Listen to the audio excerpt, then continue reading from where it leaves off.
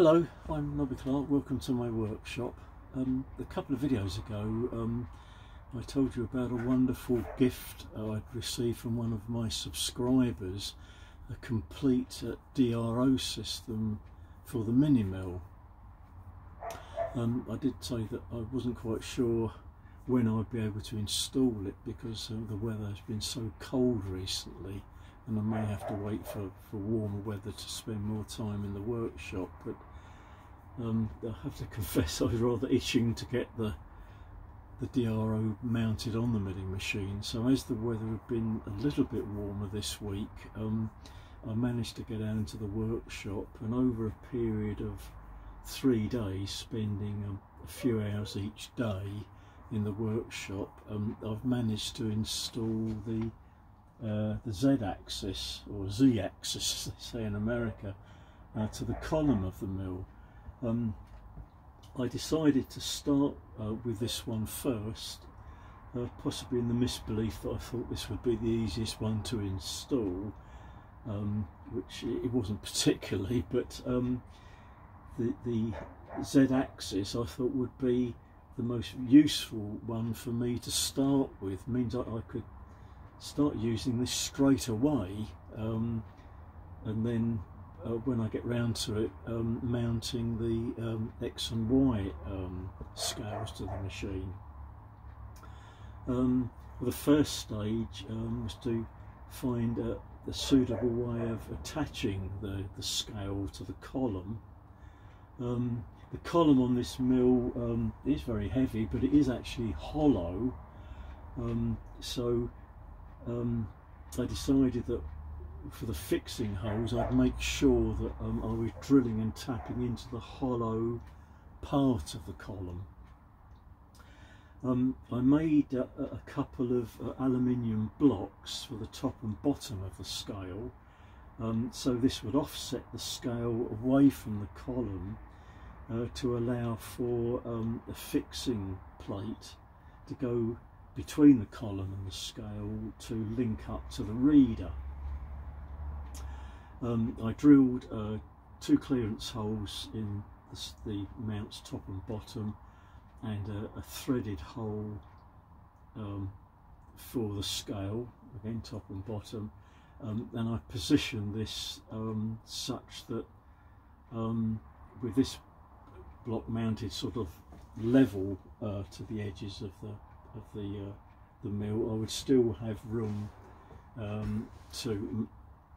to adjust the scale, to tram it up, and still leave some room at the side here, top and bottom, to mount the cover guard over the scale. The worry for me was when I mounted a piston brake on the opposite side of the milling machine to replace the torsion bar brake.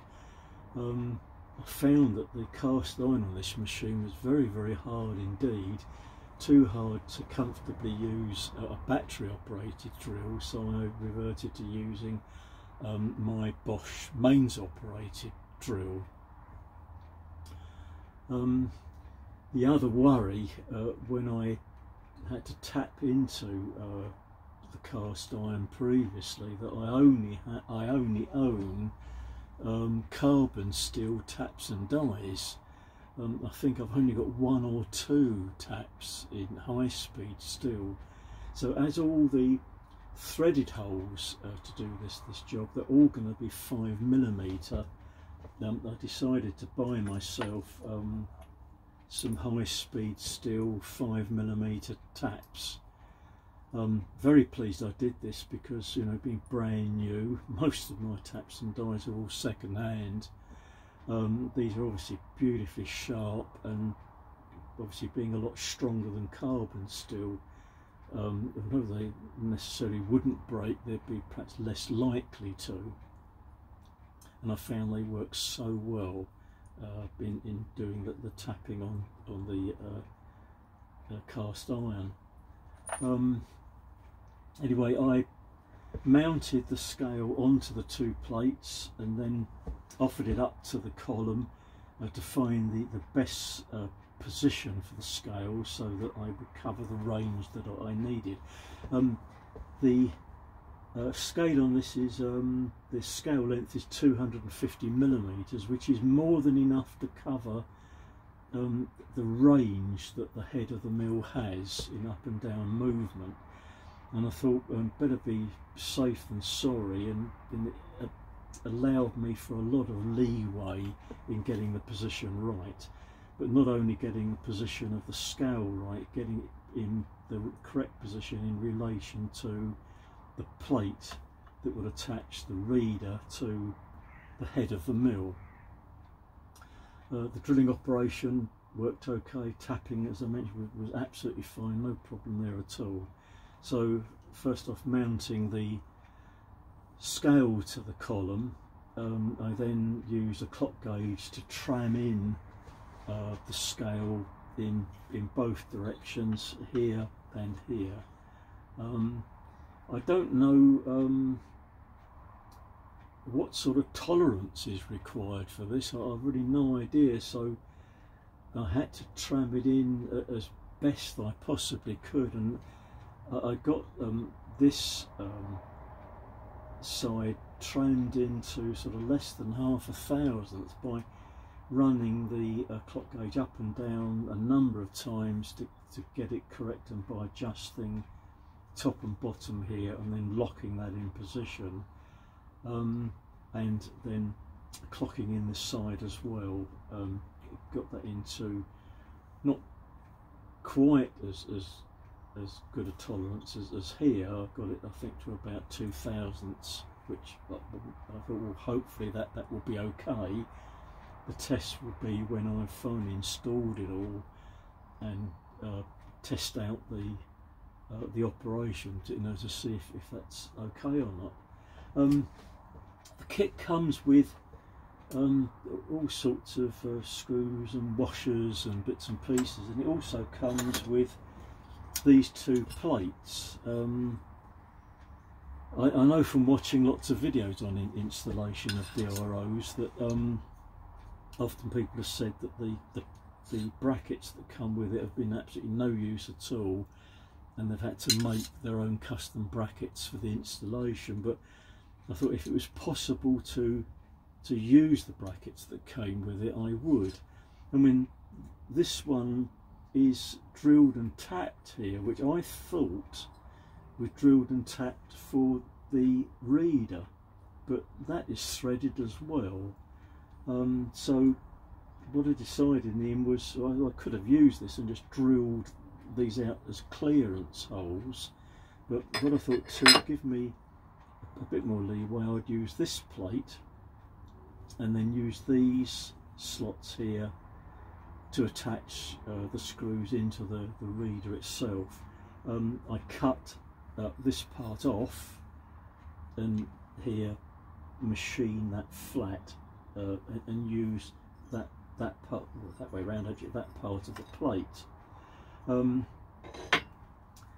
I'd offset the scale away from the column enough that the plate would pass behind that to link up to the reader, and it still gave me enough room at this end to attach to the head of the milling machine. So I attached the plate. Obviously had to make some adjustments here to the plate. I had to cut a section out here so that I can get to the Gibbs screw. Gibbs screws, are 3 of them here, so I could actually get to that for any adjustments required without having to remove the whole scale. I think once it was on there, I don't want to take it off again, and I had to make a little spacer here to go underneath that plate to give me the right sort of offset to this plate in relation to the scale. Once that was all fitted on, I did have to add some spacers between the plate and the reader itself to give me the right sort of clearance right the way through. It took quite a lot of fiddling around to do that, for that very reason, I didn't film any of this to show you. I thought, boy, I need to use all my concentration to do this. Never done anything quite like this before, so I thought if I just concentrate on really on what I'm doing, and then hopefully not make any mistakes, but just sort of basically show you sort of any problems I had. Obviously, drilling and tapping, you want to make sure that the drill and the tap goes in perfectly perpendicular to the column. And one of my subscribers mentioned, you know, drilling into cast iron, you should use a drill and tap guide. But I've never used anything like that before. I have got I've done sort of tapping using the tap in the bench drill, in the chuck on the milling machine, and I have a little tapping fixture I use, which does put the taps in perfectly square. But I use this item. This came in a little kit that I bought some months ago. It's a kit to use in woodwork, to use dowels to join wood together. It's a little jig that you attach to the wood to centre up the dowels, and you've got this little part of it is this drill guide. It's got more sizes on this than the kit would ever require. It actually has sizes from 3mm up to 12mm. So I use this, and I found for tapping that the tap quite neatly went through, in fact the 5mm tap went through the 6mm hole. Absolutely perfect. So when I drilled the holes in the column and into the head, I was able to put the tap in position, that way around obviously, into the hole, hold that against it, and then tap the hole, and that enabled me to get the taps in perfectly square, so that the screws would go in perfectly. Quite a useful thing. I mean, the little kit that included this was an item being sold off, and I think the whole little kit was about £5. It came with this, with some drills, a selection of wooden dowels, and the jig to use it. So I think that £5 was well worth it just to get this. And it saved making one. You know, the suggestion from the subscriber to me was that I just get a piece of steel and then drill it for clearance for a drill and for a tap. But this did the job really well, and that's going to be a thing I'm going to use a lot in the future. Everything seems to work absolutely fine. The monitor comes with a plastic cover. I mean, I've only taken this off because I found that that's very reflective, and you wouldn't be able to see the monitor. Not that you've never seen one before. Obviously, I'm not going to talk about any of the features of the monitor at all. There are lots of videos out there where people give you instruction on using DROs for all the multiple functions that they have, which is going to be very useful to me. I've already watched a lot of these because the little instruction book that came with the kit, obviously translated from Chinese, I found very, very confusing. There were only parts of it that I could actually understand, but by watching various other YouTube people that are obviously a lot more experienced in using DROs, I've learnt a huge amount already, and once this is sort of set up, and obviously I can have a bit more practice with it. But if I just sort of zero that out, make sure the lock's off, and you'll see the scale is working perfectly well. Now, it does seem to work very nicely. Doesn't seem to be any resistance or any noise coming from here that it's out of square or anything like that. Everything seems to be working fine. The crunch really is the accuracy and repeatability of the scale and reader. If it's not going to be accurate, then obviously I've done something completely wrong. So I did some very quick initial tests on it yesterday, and I had already bought myself one of these rather wonderful electronic edge finders. Absolutely brilliant. They've got LED lights that light up in them and a bleeping system as well when the ball on here makes contact with the workpiece in the vise. I won't go through the process of showing you this, but I have already bought a regular spring-loaded edge finder as well, which you would use with the milling machine running. This one doesn't require the mill to be running at all because the ball on the end of here is fixed. It's not relying on the ball being offset to give you a correct position. It's really just a matter of this making contact with the workpiece itself. I did a few initial tests with it. I've got to repeat that just to make sure that I wasn't deceiving myself, but the repeatability of this seemed to be within about a tenth, which I thought was absolutely amazing. So I'm hoping that I've not misled myself anywhere here, and I will do some more tests just to double check that. But if this is working in the Z-axis within a tenth, that's going to be absolutely fantastic. So some more tests are going to be required to that as well. I've obviously got to do something about cable management. At the moment I've just tethered the cable onto the arm here.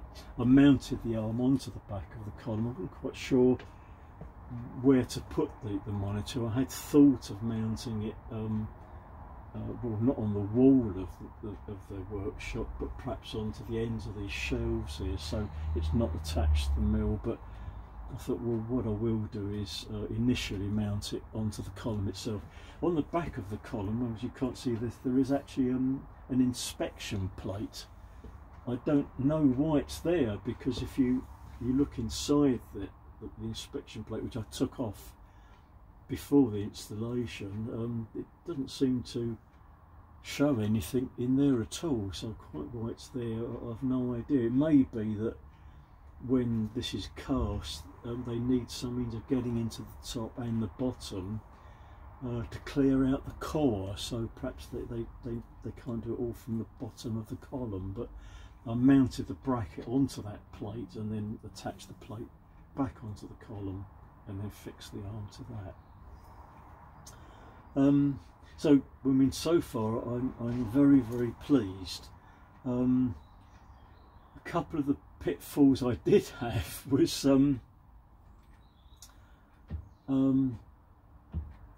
literally getting the drill into position to drill holes.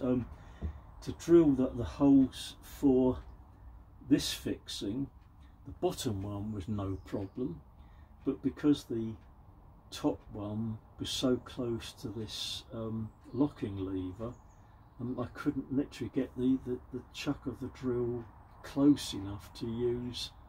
It was okay with the drill, but I couldn't get it in close enough to use the centre drill to make a starter hole in here at all. So I had to take this off to be able to do that.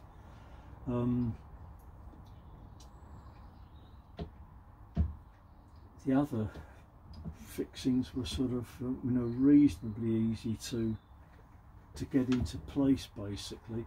I haven't attached the guard yet. It comes with a guard with the little end caps on it, but with this there is a problem. This is a very small milling machine.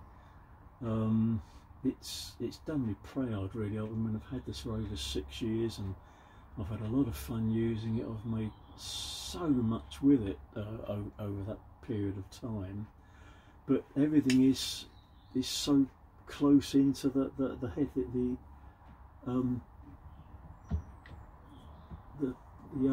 the arms here.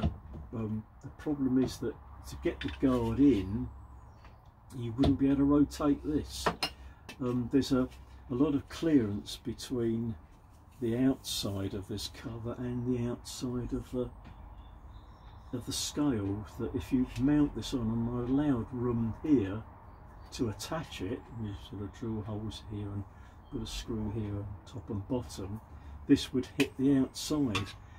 I thought, well, I could probably make up another cover, but then I came up with a brainwave the other night sitting indoors. Basically all I really need to do is to reduce this height. I thought, well, an easy way of doing that would be to cut through the middle here all the way down, and then lap one part over the other, and then adjust that down to the minimum amount required, and then just attach the two parts together. It means you won't be able to use these original end caps, I don't think. Whether it would be possible to do something with these plastic things, I'm not sure, but I could just put little metal covers top and bottom. But I do want to have a guard here to stop any swarf, although the reader is on the outside and the reader slot is here. You still get chips flying around around the milling machine while you're using it, so I don't want to sort of take that risk. But that's the next stage, to have a go at seeing whether I can cut this down and modify it. I mean, obviously these DROs are also made for massive, great big milling machines, which I wish I had. I wish I had a much bigger milling machine. A bit of a dream, but I would love to have a larger machine where all these controls are bigger and there's a lot more room to attach the scales to them. But anyway, that's the other problem. Only a minor one. Here you have a stop which can be released. I don't know if you can see that, it's all in sort of in black, but there's a stop here which can be raised up so that the head comes down to stop position to drill holes of the specific depth. Obviously I don't have to worry about that too much now, because I can use the DRO to give me the correct depth for drilling, but there may be occasions where I would like to use this. This had a handle similar to this, and of course that got in the way of everything as well.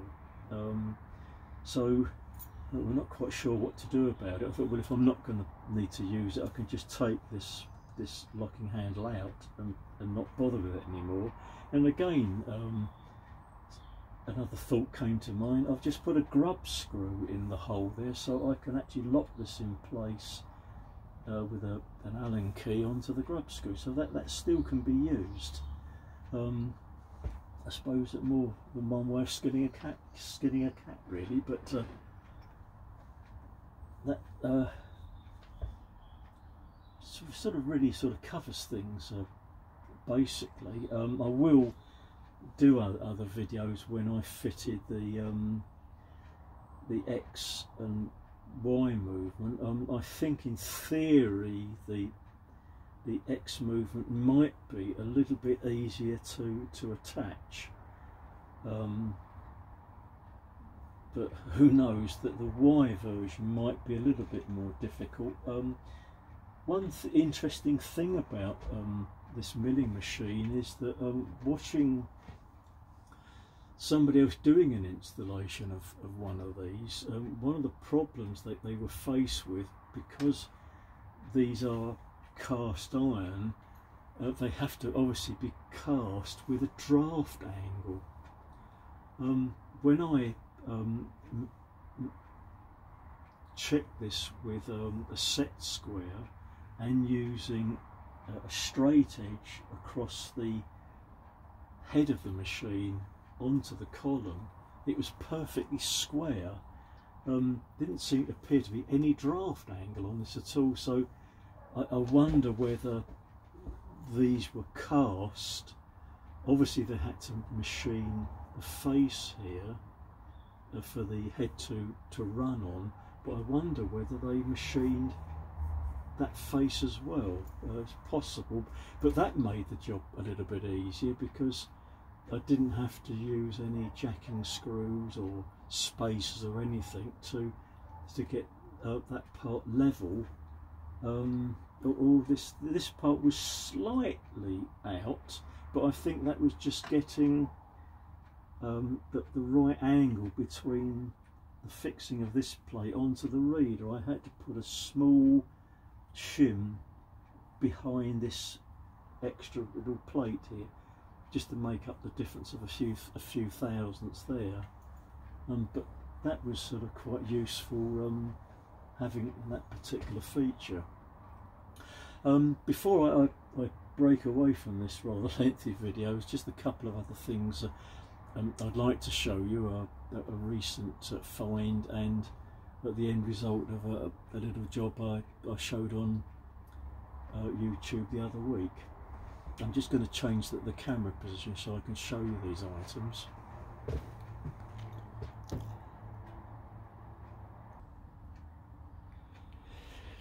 In my video last week, I showed making some Morse tapers on my lathe. These were made out of wood. They're actually a broom handle, and what I wanted to make were a Morse taper 3 and Morse taper 2 cleaning sticks for the Morse tapers on the milling machine and the lathes. I just showed cutting the tapers down, was setting up and machining, and I've just attached, I've actually made 2 of the Morse taper 3 versions, and I just attached some strips of self-adhesive felt around the outside, so these can be pushed into the Morse taper and turned to clean that out thoroughly, rather than rolling up bits of rag and pushing them up into the tapers and cleaning them out. These would do a very, very good job indeed, and as the felt wears, it can just be peeled away and new strips are put onto these. They worked out very well indeed. I'm going to keep them in a container just to sort of keep them reasonably clean in between use. This one I just put 3 strips on, and they all work absolutely fine. And I've used the Morse taper 3 ones already, because fitting the DRO, I had to not only fit the DRO to the milling machine, but I needed to use the milling machine as well to be able to machine up and drill the various parts. So I gave the Morse taper a real good clean in between changing from the R32 collet chuck to the drill chuck. The other item was a really lucky find. I went shopping, grocery shopping with my wife the other day, and we went to Lidl, and at one of our, we've got a couple of Lidls locally to us, one a little bit further away, which is the newest one in our area. We quite like going to this particular one, and we noticed that they've got some huge cardboard bins around the store with obviously lots of things that they were just trying to get rid of. And my wife actually, we had a rummage through, we found ourselves a new kettle, electric kettle for £10, and a new toaster for the same price. Both were originally quite expensive items, but I guess little have these items left over. They just want to basically get rid of all the old stock. But she spotted this item for me, and it's a Parkside rotary tool. When I have already got a Dremel, which was bought for me as a present a few years ago now.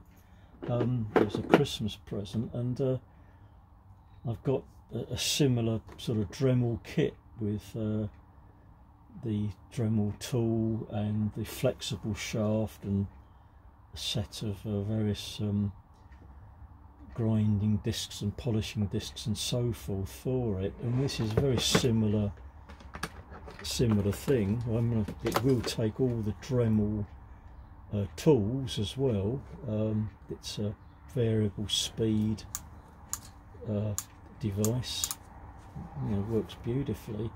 And obviously I can attach the flexible one if I want to use it for engraving or deburring or whatever. It comes with a number of other accessories. There's a little stand with an arm that the arm can be attached here, so that you can hang the power tool itself from it, so that the flexible arm just sort of hangs down, a flexible shaft rather, just hangs down. For the Dremel version, I normally attach this to the ceiling of the workshop over my desk, and then the flexible arm just sort of hangs down to do a bit of engraving. It has this device that can be added to here, which is supposedly like a sort of a router device. May have a use. But one other really nice thing which the Dremel didn't have, this can replace the ring around the outside here, and it's little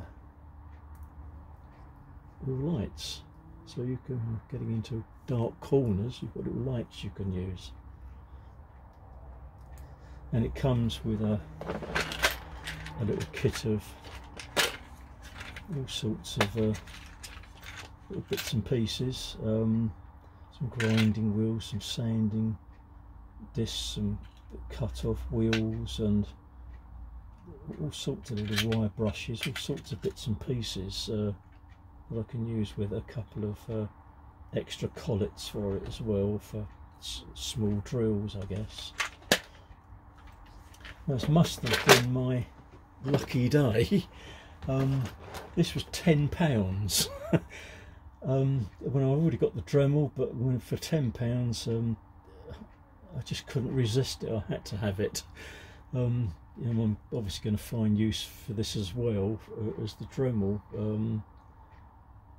but for that sort of price, you just can't go wrong, can you, really? But there we are. Another tool to add to the workshop.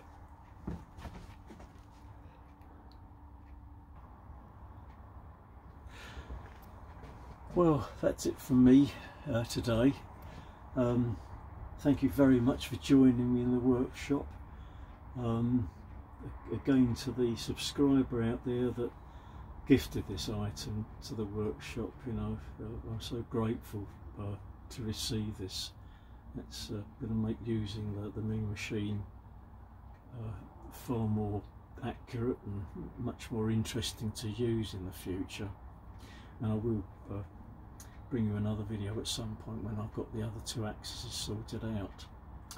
So again, thank you to all the subscribers to my channel. If you haven't already subscribed, please kindly do, and keep up the comments. The comments are always useful to me. I love to receive advice on what I'm doing. Being new to having my own amateur workshop and not coming from an engineering background, any advice is very, very useful to me. Anyway, thank you very much for joining me again, and I'll see you very soon with another video. Bye bye for now.